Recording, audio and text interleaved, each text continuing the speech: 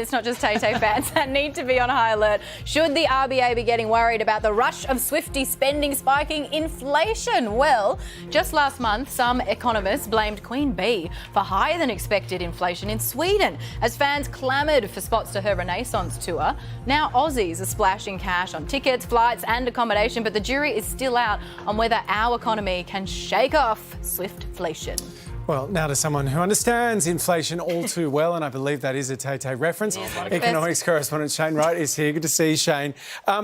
Talk us through this. Is Tay-Tay really going to push inflation up further in Australia? Well, look, I had a blank space on my face this last night when my eldest daughter Bronte told me she'd bought a $900 package to Tay-Tay down in Melbourne. Yep. And the youngest daughter Molly is lining up tomorrow morning to try and get something more affordable.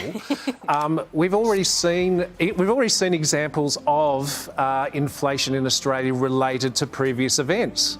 Harry Styles and Ed Sheeran contributed to a bit of inflation, a bit of extra spending earlier in the year.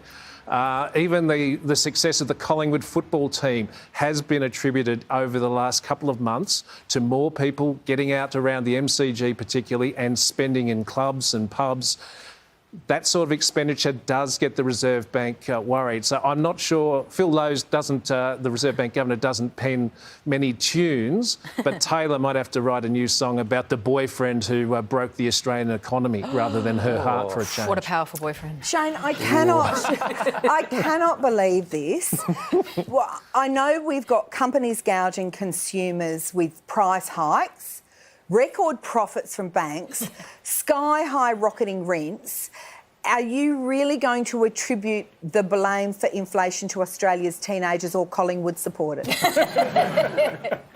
Look, I would never put any bad blood on the Collingwood football team, let me assure you. I'm enjoying this so much. But the issue here is, it's not Tay-Tay's fault because at the end of the day, it's supply and demand. And as we've talked about, there are people who would do just about anything. If Kate Bush came out here, I'd be lining up and spending so much money just to go and see her. Really? I perfectly understand that. Oh, Heathcliff. But the issue is...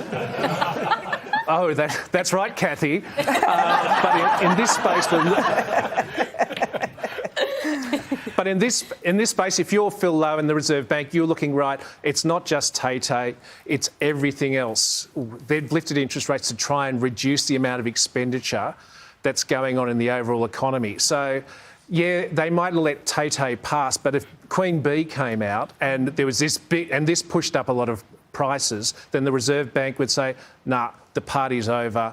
I remember it all too well. Shane, we're going to have to leave you and Kate to take this conversation offline. Thanks for joining us. Cheers, guys.